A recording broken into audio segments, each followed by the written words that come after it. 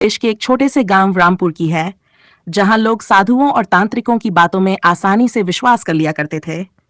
गांव की महिलाओं को विशेष रूप से अपने दुख दर्द का हल ऐसे ही साधु संतों में दिखता था। उसी गांव में एक विधवा महिला सुनीता अपने छोटे बेटे रवि के साथ रहती थी।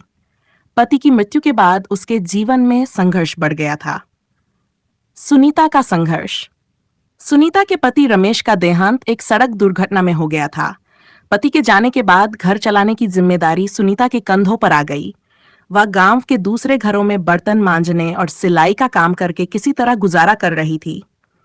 बेटा रवि अभी सिर्फ 7 साल का था और उसकी पढ़ाई लिखाई का खर्च भी सुनीता पर ही था। गांव के लोग सुनीता को एक बेबस और कमजोर औरत समझते थे, जिसका कोई सहारा नहीं था। गांव के मुखिया से लेकर दूसरे लोग भी उसकी मजबूरी का फायदा उठाने की कोशिश में रहते।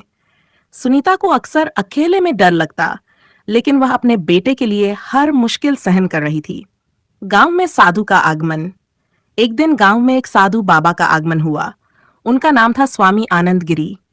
साधु की ख्याति ये थी कि वे लोगों की समस्याओं को दूर कर सकते हैं और जीवन में सुख समृद्धि ला सकते हैं।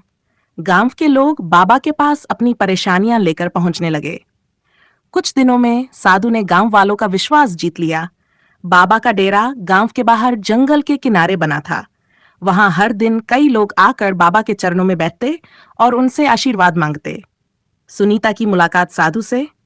सुनीता ने भी बाबा के चमत्कारों के बारे में सुना और अपनी समस्याओं का समाधान पाने की उम्मीद में उनके पास पहुंच गई।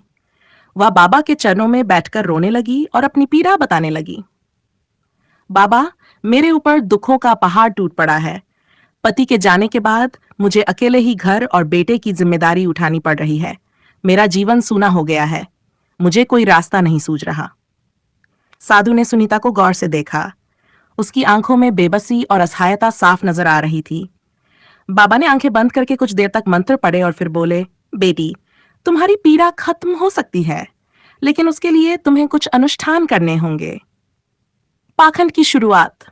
बाबा ने सुनीता को बताया कि उसे 5 मंगलवार व्रत रखना होगा और हर मंगलवार उनके आश्रम में आकर पूजा करनी होगी। बाबा ने यह भी कहा कि अगर वह पूरी श्रद्धा से पूजा करेगी तो उसके जीवन में सुख शांति लौट आएगी। सुनीता ने बाबा की बातों पर विश्वास कर लिया और हर मंगलवार उनके पास जाने लगी। कुछ हफ्तों बाद बाबा ने सुनीता से कहा कि अब आखिरी अनुष्ठान बाकी है, जिसे करने के बाद उसके सारे दुख समाप्त हो जाएंगे। आखिरी अनुष्ठान का बहाना। बाबा ने कहा, तुम्हें इस बार जंगल में स्थित हमारे गुप्त आश्रम में आकर अनुष्ठान करना होगा। यह अनुष्ठान पूरी रात चलेगा, लेकिन इसके बाद तुम्हारा जीवन बदल जाएगा। सुनीता ने बेटे को पड़ोसी के पास छोड़ दिया और बाबा के कहे अनुसार रात में जंगल के आश्रम में पहुंच गई। वहां चारों ओर सन्नाटा था और बाबा अकेले बैठे हुए थे। प्यास बुझाने का बहाना। रात गहराती जा रही थी। सुनीता ने बाबा से कहा, बाबा, मुझे बहुत प्यास लगी है, क्या पानी मिलेगा? बाबा ने उसे पानी दिया और कहा, यह साधारण पानी नहीं है, इसे पीने से तुम्हारे सभी दुख दूर हो जाएंगे। सुनीता ने बिना कुछ सोचे समझे पानी पी लिया, लेकिन यह पानी नशा देने वाला था। कुछ ही देर में सुनीता को चक्कर आने लगा और वह अचेत हो गई। पाखंडी बाबा का असली चेहरा। सुनीता के बेहोश होते ही बाबा का असली चेहरा सामने आ गया। वह एक विकृत मानसिकता वाला अपराधी था, जो महिलाओं को अपने जाल में फंसाकर उनका शोषण करता और फिर हत्या कर देता। निर्दयी हत्या। सुनीता को जब होश आया तो उसने खुद को बाबा के चंगुल में पाया। बाबा ने उसे अपनी हवस का शिकार बना लिया और जब सुनीता ने इसका विरोध किया तो बाबा ने गुस्से में आकर उसकी गला दबाकर हत्या कर दी। साजिश का पर्दाफाश।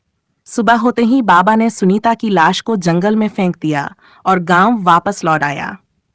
गांव में सुनीता के गायब होने की खबर फैल गई। लोगों ने उसकी खोजबीन शुरू की। कुछ दिनों बाद गांव के चरवाहों ने जंगल में सुनीता की लाश देखी और पुलिस को खबर दी। पुलिस की जांच और बाबा की गिरफ्तारी। पुलिस ने जांच शुरू की और धीरे धीरे बाबा के पाखंड का सच सामने आने लगा।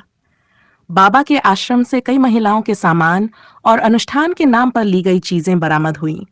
पुलिस ने बाबा को गिरफ्तार कर लिया और पूछताछ में उसने अपना जुर्म कबूल कर लिया। न्याय की जीत। बाबा को अदालत में पेश किया गया, जहां उसके अपराधों को देखते हुए उसे आजीवन कारावास की